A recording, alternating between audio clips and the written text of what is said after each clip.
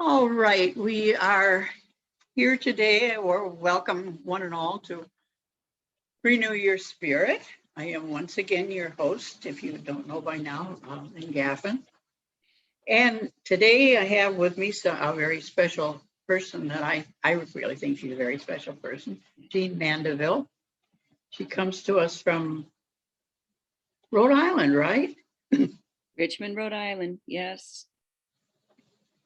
Belongs to the Spiritualist Church in Willimantic. She's an ordained minister.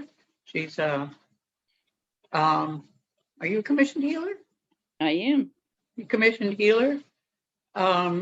She's a medium, and she's just doing it all, and she's continuing to learn, which is what I want to talk about today. So welcome, Jean. Now that I'm through talking, nice to have you. Nice to have you here. You started off you were, I think, the first one I talked to when I started all this. Yeah. So I'm glad to have you back. And I would like to find out more about what you've been doing, because I know you've been busy. I know that. And I know you've been taking different classes from different people all over the world. And that's what I want to talk to you about. So tell us, when you first started taking classes other than what we have around here, where did you go and how did you find these people and what did you learn? Well, I think that the whole hour. I am a lifelong learner, as are you. And I'll be learning till the last breath, and then I'll go to the other side and I'll learn a whole bunch more. Yeah. And that with learning, I think all of us gravitate towards certain subjects, certain interests, and certainly mine is with mediumship. And there's always the next thing to learn. And there's so much to learn about the spirit world. And I know that I'm biased, but I feel like no one knows spirits like a spiritualist. There you go.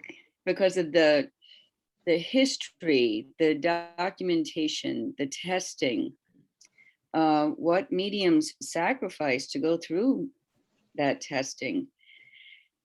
And we had boards on, with Harvard University, we had committees form of scientists and, what is this mediumship? So with the scientists or other people that came to, they came to prove it wrong, that it didn't exist, that we were a bunch of fakes. And one of two things happened. They either said, all right, something's happening here. I can't say exactly what, but something is happening. Or they joined us. So one of the things that I studied was the history, and it's very interesting history. One has to keep in mind about the sources that you're checking out, because not all of the sources are correct. Right. Yes. So you want sources that are proven and dissected, and how much do they really know about the different forms of mediumship that are valid. There's been, when someone, and I'll eventually get to answer your question, but this is so Jean Mandeville that I'm going to take the long way around the garden before I get there. It's this whole prelude before the answer. Then I lose my place. So yes. That mediumship, it's my understanding, is activated within the soul, and it's within our blueprint. And it will be activated at all different times for everyone. It can typically be after something traumatic, and it can be when a loved one is passing or has recently passed. That can be a trigger for the mediumship activating. So it was always part of us. We had a knack for the gifts. We showed signs of the gifts, more than likely in childhood. And then that all kind of goes away during puberty. And then at some point, reactivates. So once that activation occurs, I guess all kinds of things begin to align, because the spirit world begins to approach us, and we begin to be guided towards a certain path. So my path had started at an independent church, first in Connecticut 26 years ago. Then several years ago, maybe 8 or 9, at an independent in Rhode Island. And then I very much felt called to join the NSAC and to become affiliated with the church there. And that's where I was introduced to more classic training. Now, for whatever interest someone may have in life, and you'll hear of, musicians like Elton John, they received very classic piano training, Billy Joel. And then they take that training and they go to their own style and their own place with it. But it all starts with proper, good training. And so I continue to explore that path. And now I'm finally getting to answer your question. Never take the teacher out of me. And because of COVID, training became so available through Zoom. And I knew that I wanted to go to study at Arthur Finley. And then I finally retired, and I was finally going to start to set that up for last July. I was going to sign up for a class to do platform work in Britain, and of course, COVID. So the instructors became available to us. And, I became certified with the American system. Now I'm exploring the British system, and it's all so interesting to me. And as with any teacher in any class, you take what pieces of the class resonate with you. Oh, yeah. And that you can apply. Mm-hmm.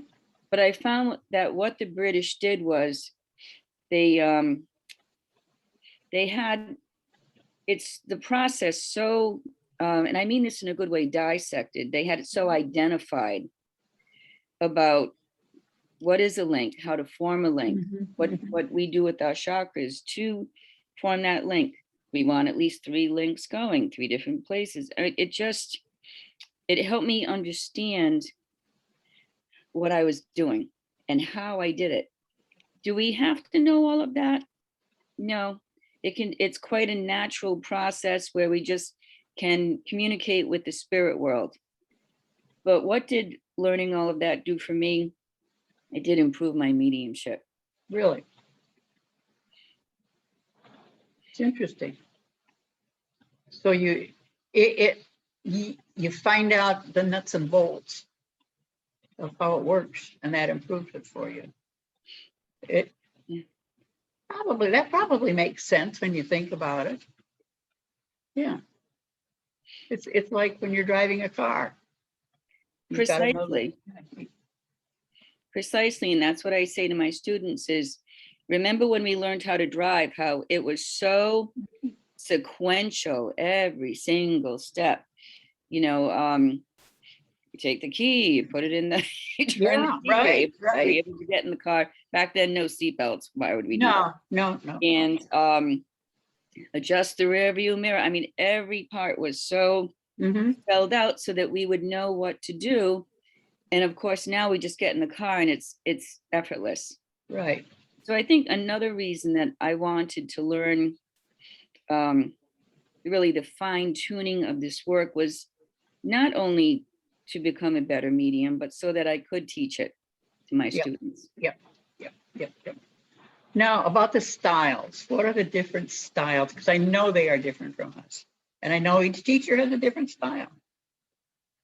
Yes, so true. So now I have to say typically, because not every thing is black and white. Right.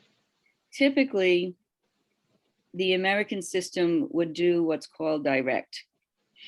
And say what we're doing, message circle, otherwise known as a gallery or platform work. where a group of people is in front of us, we're going to feel drawn to a certain person, and directly say this spirit and describe the spirit is with you. British system typically does indirect, where, and they do this for a couple of reasons, that, all right, here is the spirit, I will describe the spirit, and someone will claim the spirit, and we feel that that is a better indicator toward showing that it wasn't set up. But Oh, then there's also another reason. And with the spirit, there's not, we all have memories of loved ones in spirit. A psychic could psychically connect to us and be getting the memories that we have of that spirit. But that is not mediumship, right. because the mediumship is the Right. spirit communication. So also it's been traditional British thought that I don't want to go directly to the person because I don't want to get the information through a psychic link. Now, this is where I'm not happy unless I'm analyzing something, by the way. So with the opportunities that we have when we pass to that other world, we get to reflect on our life with great compassion. This is, of course, all of my understanding of this.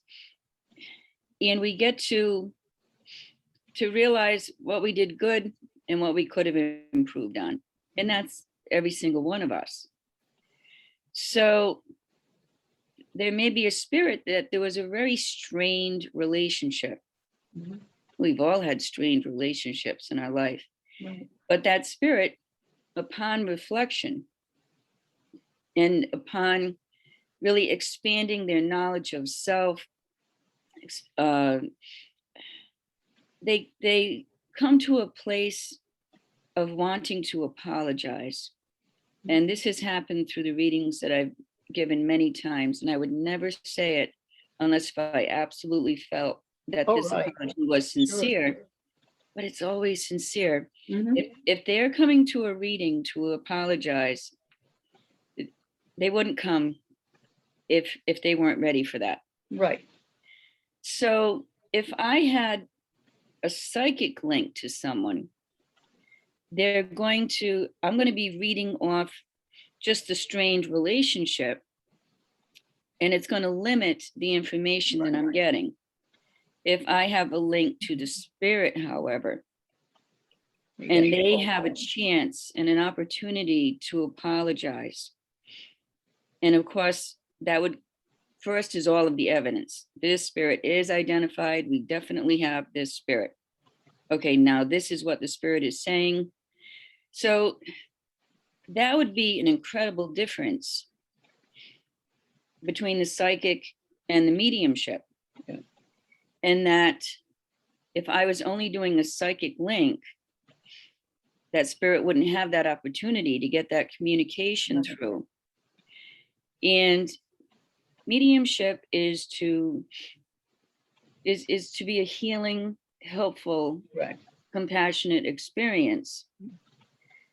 But it not only is to the sitter, it is to the spirit. Oh, absolutely. So we have this responsibility to become well-trained, and that to just go in and do the best that we can as mediums. That's all we can do. So knowing the difference between psychic and medium is very important for those of us in this work to understand. So by studying with the British mediums, they teach how the psychic or clairsentience is the foundation of the mediumship. So this is where the chakra tie-ins come. And that with this work, we are raising vibration to meet with the spirit world, and they are lowering theirs. But we need to be very grounded. and very much a part of this world, because that's one of the things that we came here to do, was Right, exist in yeah. this world and learn from it.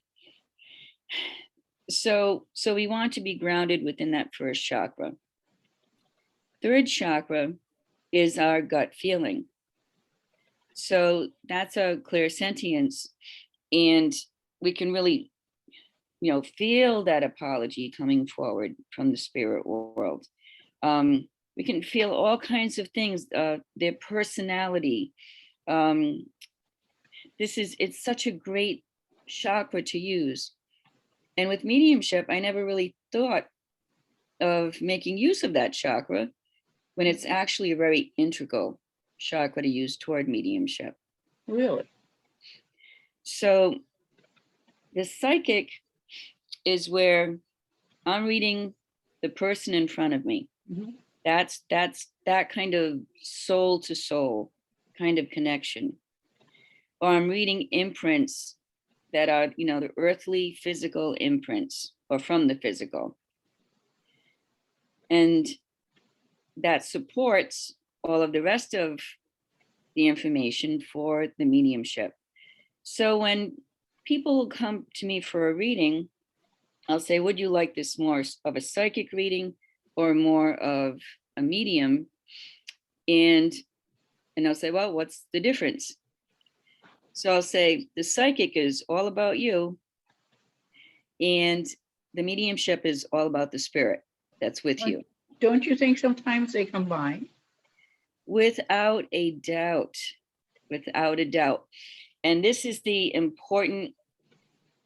why all mediums are psychic, but not all Yes. psychics are mediums. Yes. Yeah. So then we get into, of course, the heart chakra, integral to all expressions of spiritual work. Very important, to say the least. Yeah. Then we get the fifth chakra, that is linked to 3 clairs. So your clairaudience, your clear smelling, your clear tasting. So how can that be? Well, that has the short explanation of that. I don't know that I'm much more capable than a short explanation You're doing that. on this, is that it has to do with the original wiring of the soul. So this is linked to 3 clairs. And of course, we have clairvoyance, where we get images. Many mediums start out with those images and being clairvoyant. And then there's claircognizant, where you have information dropping in, like a sentence will download, basically a paragraph will download. So for a successful reading, you want 3 clairs going at the same time, all kinds of information coming in. Yep. And an example of that is clairvoyance may bring you a picture of a ring, but without the claircognizance, you're not going to go, you're not going to know, why is that spirit showing me the ring? Right. And the clairsentience, what feeling is attached to that ring? Yeah. So I love studying this, and I love what I've learned. Now, you are studying with one or two mediums in Britain now? I've taken several courses with several mediums, but for 2020, I studied with Mavis Patilla, Okay. who is just an amazing medium. She's in her early 80s and has been doing mediumship 50 years. Just an incredible, warm, caring teacher with so much knowledge. And then I've just begun a 21 mentorship program with Paul Jacobs. So I've just had one class with him, different style of teaching. And, even with these international mediums who will teach out of Arthur Finley, it's interesting because they do not all agree with each other. Right. So, believe it or not, mediums are people, and no two people are going to agree right. on everything. So that's kind of interesting too. I know I've been following Martin Twycross online. He's from Britain, and he's got some very good videos that he comes out with, and that. But now, this last one that you said you were working with for this year, 2021? He's Britain. He's in Britain also. Oh, yes. Paul Jacobs learned directly from Gordon Higginson, Okay. who was president of the SNU for over 20 years and apparently in a really Right. amazing medium. Yeah. But it's interesting that Paul, in his class, is teaching his students to go direct. Oh, really? And he's seeing a purpose in that. So interesting. Now, if you were with Mavis Patilla for the year, could you have stayed with her and then continued, or was that mentorship over with and you had to move on? She has a continued mentorship, and I didn't sign up for it fast enough. Okay. And so her programs just fill up. Okay. So I took that as a sign that maybe it's time to try someone new to study intensively with. Okay. Okay. Now, what is other than the direct mediumship, what is the difference in their mediumship? Well, I just have had one 6-hour class so far with Paul.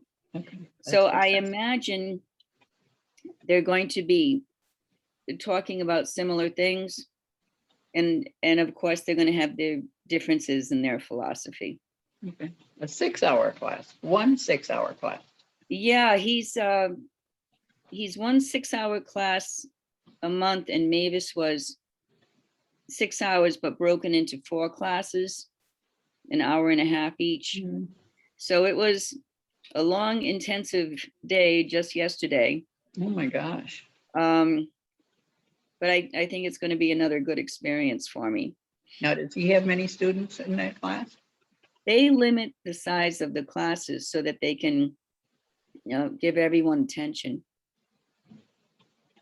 Now, when I know you don't get through with a class, or you don't get through with your learning in that, but do you have intentions of teaching this when you get through, or when you step outside from it? Oh, I've been teaching for several years now. Mm-hmm.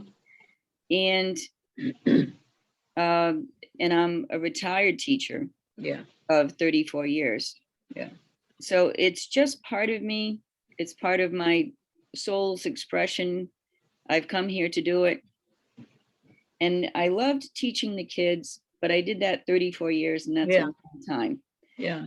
So to be able to teach adults in the subject of spirituality, I just love that. When you do your mediumship now, what style do you use? I do both. And when I have in an in-person class, and I did a course at Willimantic last fall for, I think we did that around 7 weeks or so. And so I taught them both, direct and indirect. And it was kind of fun to see the reactions, because some would prefer one and some would prefer another. Okay. Do you teach online? I do. That's been the primary way of teaching. Mm-hmm. And then at Willimantic, I'll do like a workshop every other month. You teach medium or meditation, or just the mediumship? Meditation is part of it, Mm-hmm. but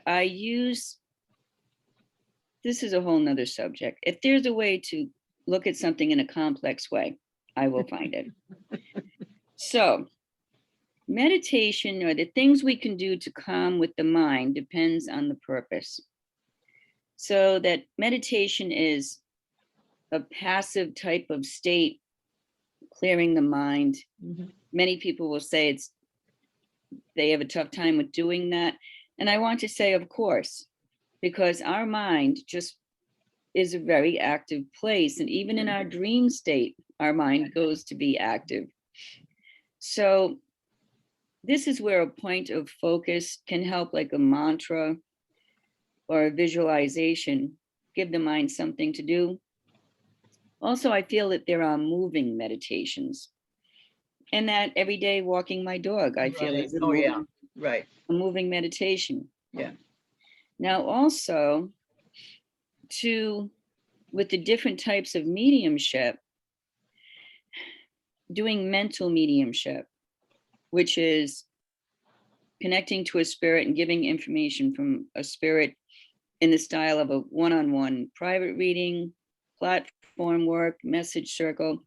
That's actually a very active attunement. So instead of becoming very passive, I don't want to become very passive for mental mediumship. However, I want my mind to step back. So this is called sitting in the power. And this is a type of what we're doing with our energy. And when we form those links, there's all kinds of information coming in from the spirit world. And we can ask them, as soon as I give one piece of information, have the next one there. Right. If the medium is going into trance work, and I started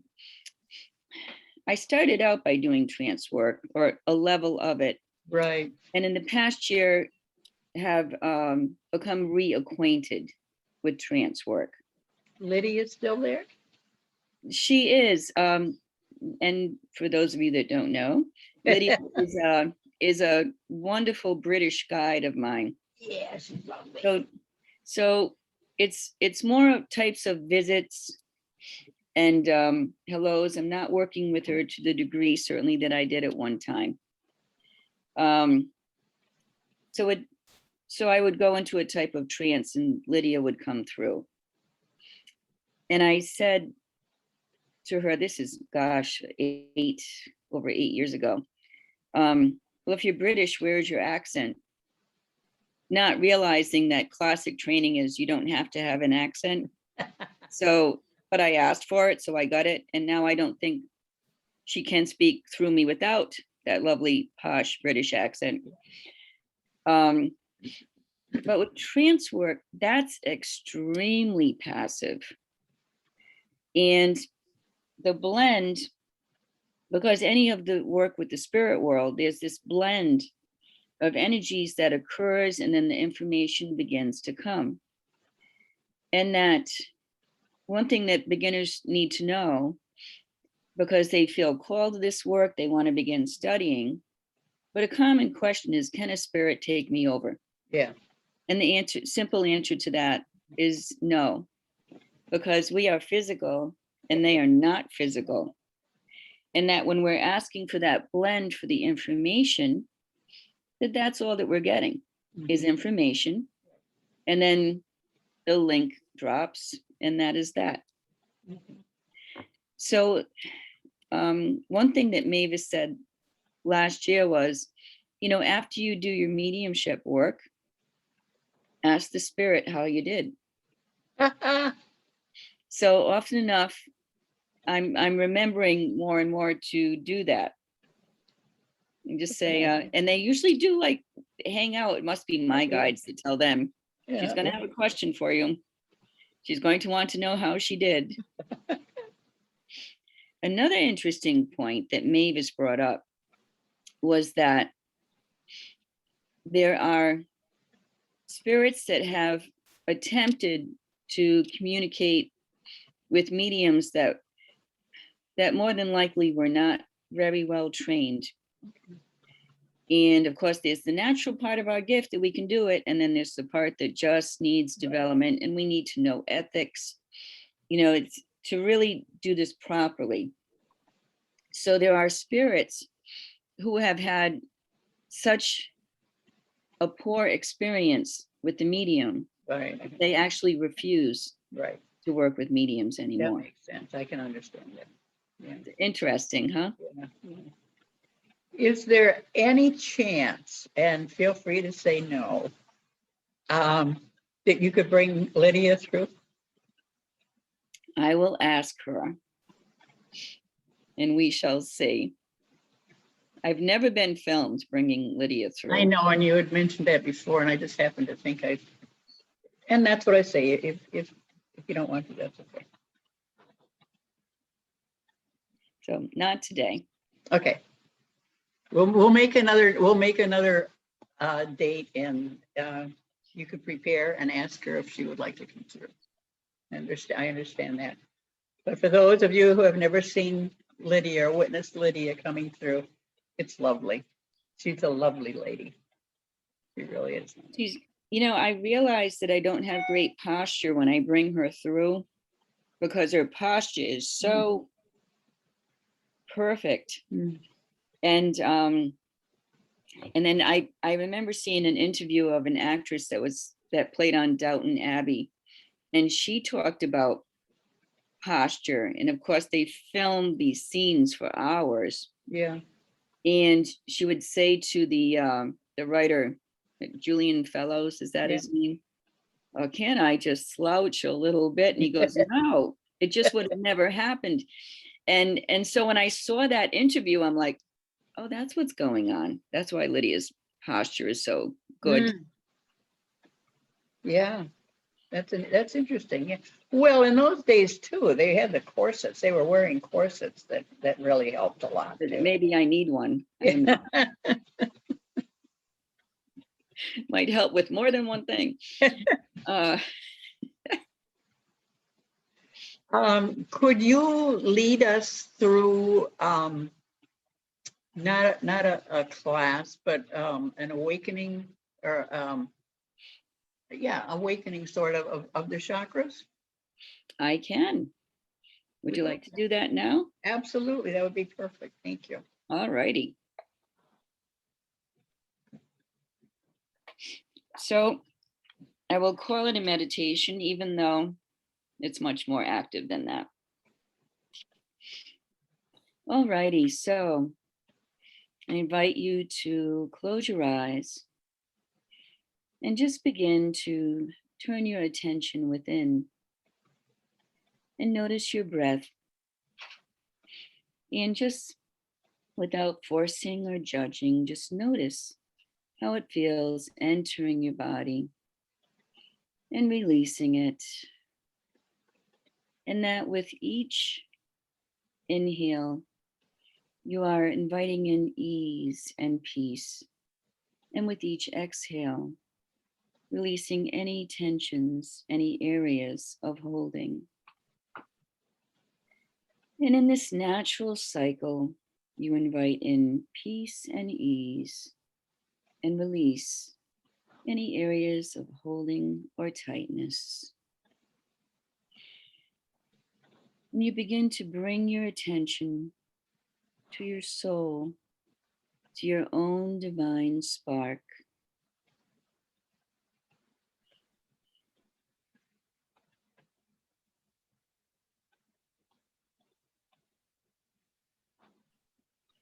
And you bring your attention to your root chakra, where you imagine a red sphere and you ask for it to brighten, to activate, and expand. And as this red sphere grows, you may actually feel a sensation within your body. And you can invite it to do so. And this is your area of having your physical needs met, feeling secure.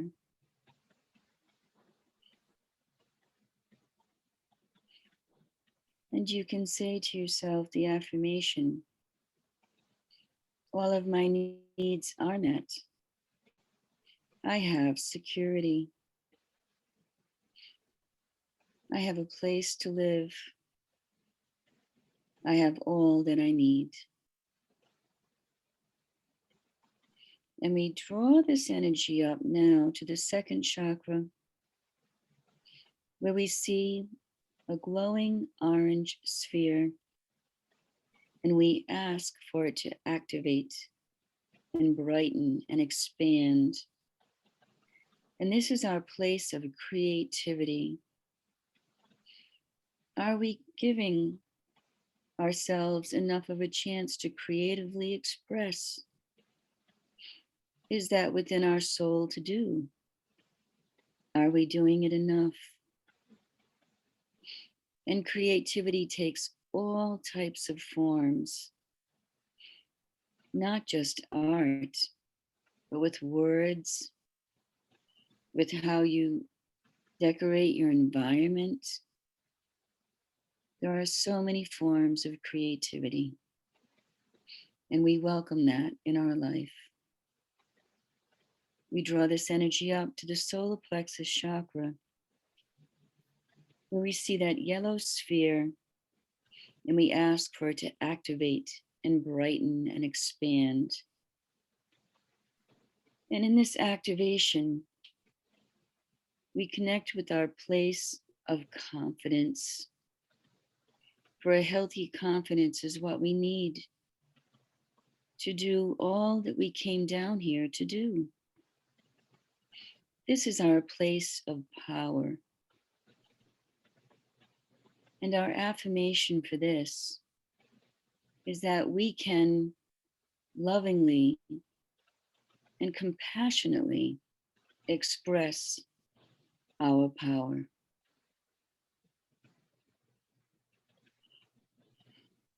Let me draw this energy up to the heart chakra, the basis of all spiritual work.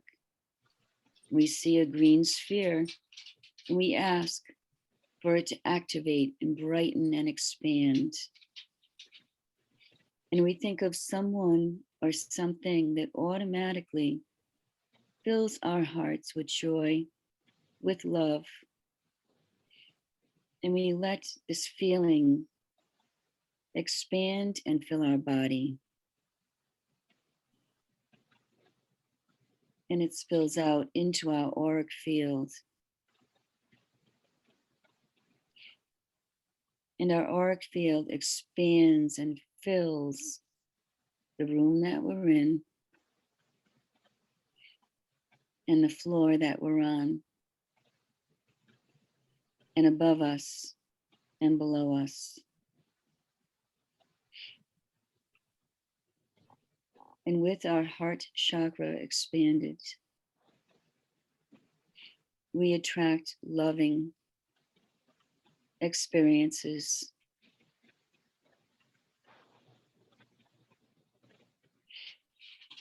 And as that continues, we draw this energy up to our throat chakra, where the blue sphere brightens and activates. And within this sphere, we ask to feel that we are truly safe in expressing our authentic self, in expressing our spiritual self.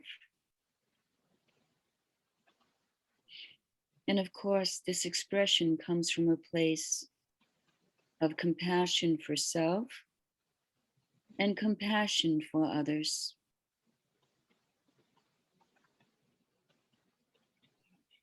We draw that energy up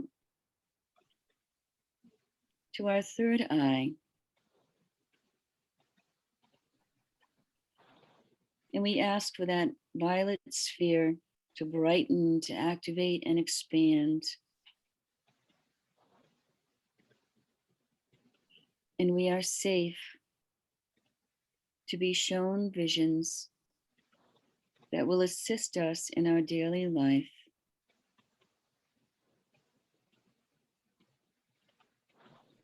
We draw that energy up to our crown chakra, where it may be a white light, there may be other colors mixed in. we ask for it to activate, brighten, and expand. And that we have beautiful knowledge coming from the world of spirit,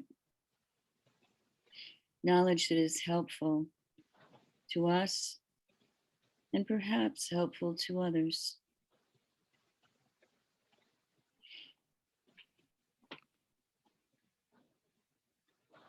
And you can access this sitting in the power anytime that you choose. And know that by doing so, you are giving yourself a gift.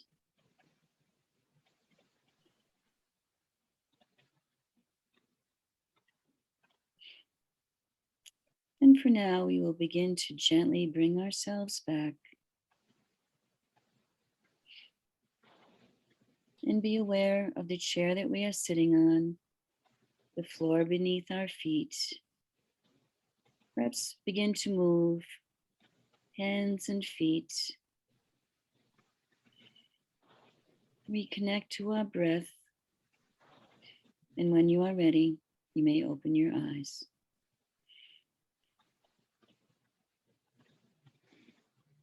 That was wonderful. I really enjoyed that. Thank you, Jean. Thank you. I think we're both still in the zone a bit. I know. I'll be back a little bit. Wait for me. Interview? What interview? Oh, that's great. I was thinking at the end there, what do you tell your students or anybody who doesn't believe in chakras or who doesn't know what they are? Well, to know that there is such a thing that many people will work with, and there is meaning of why they work with them. And that also that they are energy centers. Mm-hmm. And they happen to correspond physically to where each chakra is. There's a ganglia of nerves attached physically to the spine. So there's this spiritual going on with that area based on the physical. Wow, I did not realize that. I know I work with the Akashic records and with the your spirit. There are energy centers that correspond with the chakras. So it all comes together, whether you're physical or whether you're spirit. We're all one. We all blend. It all comes together. We're all, one affects the other. We are all connected, and we sure saw a new way of that expression in 2020, how connected we all are. Oh my goodness. Yeah. Yep. And we're still learning. We're still learning, some of us. Yes. But, yeah. Now, do you have, I know you're studying this is for 21. Do you have anything in mind for 22? Oh gosh, to get through 21. Yeah,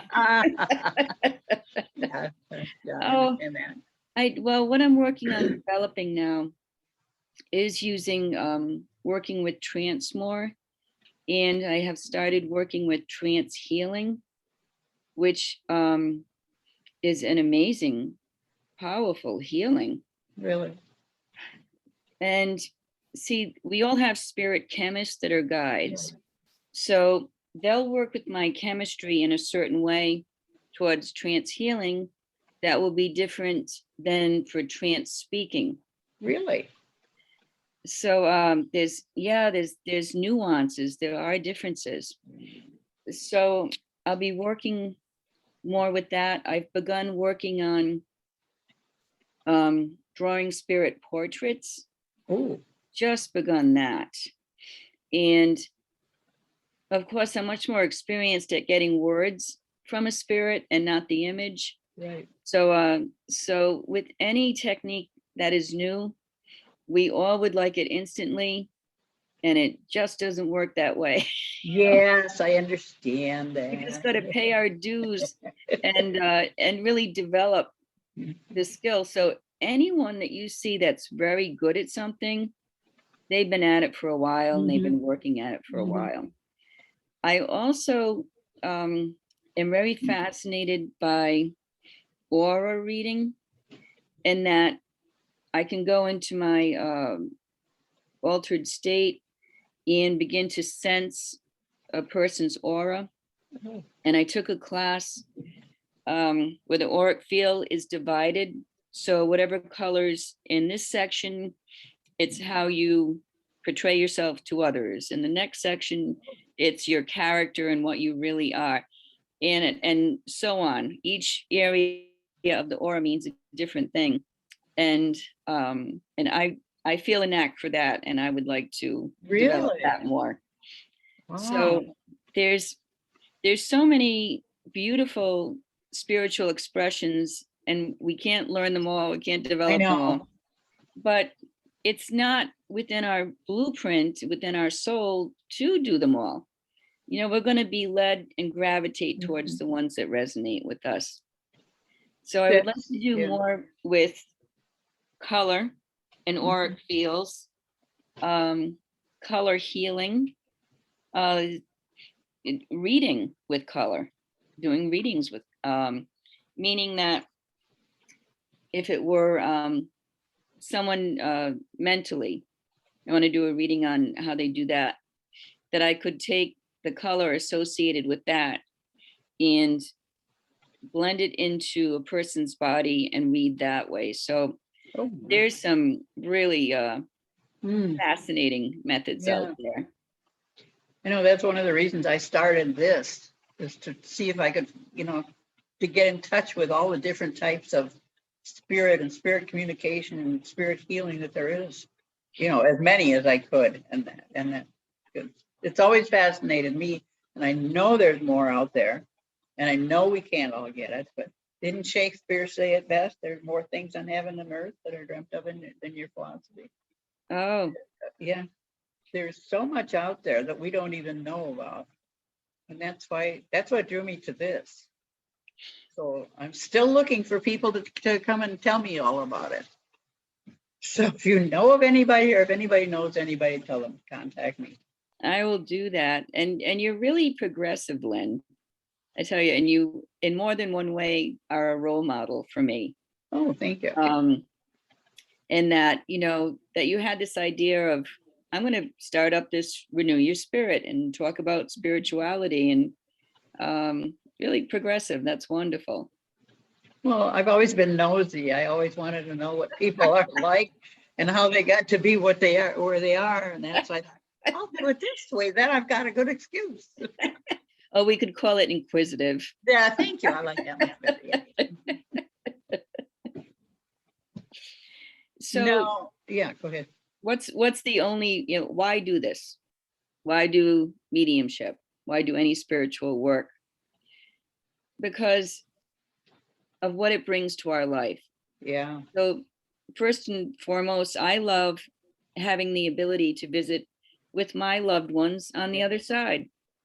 That was a primary thing for starting this journey, Mhm. but also within me, it's within my soul to serve spirit. Mhm. So of course I'm very involved with the churches, Yep. and walking into our churches, it really resonated with me. Mhm. It felt Mhm. right. So that we come down and do what we've come down to do is what it's all about. Yeah. Yeah. No, I always said before I started doing mediumship, if I did mediumship, I would want to help someone who was grieving, and I did. And it's like, really? And it still surprises me when somebody notices, yeah, I know what you're talking about. It's like, you're kidding, right? You know, okay. But yeah, and I still think that's the main thing. One of the main reasons for doing mediumship is to help the grieving, to let them know that Absolutely. their people on the other side are okay, because that's one of the main questions everybody asks. Are they okay? Because we haven't been well taught in this Right. country about the cycle of going into death and what it is like. So I remember as a kid asking, so what happens when we die? And the answer was, well, we don't really know. Yeah. Well, the mediums sure knew, Yeah. so it just was my path that it took as long as it did till 26 years ago before I met my first medium. Never heard of the word medium. I know, me neither. But, we all wish it happened sooner, but it happens when it's supposed to happen. I think if it had happened sooner, we wouldn't have been ready for it. We wouldn't have believed it. Because I know I had several visions, if you will, of or precognitions of things that to come. Didn't recognize them as such, and so they, and then I look back on them way after the fact, and it's like, oh, I remember thinking about that before it happened, and then I got thinking, did I cause it by thinking about it? And there's there's quite a learning curve when you get into spirit and working with spirit. Without a doubt. Yeah, but what to learn, what you're learning, and is it okay to really think that? And what does that mean when something like that happens? Yeah, there's a lot to learn. People come in and they say, I want to become a medium. It's like, okay, how much time do you have? You have 20 years. Yeah. No, I want to do it. I want to be, right away. And you can't do it. It's not an instant coffee kind of situation. Mm-hmm. No. They all want to be like the Long Island medium. God love you. Well, okay. Well, I think she's very good. Her evidence is very good. Yeah. It's just that our particular training is we do not approach people. Right. Yeah. She's good at what she does. She just does it differently. Yeah. Mm-hmm. Yeah. But no, she's good.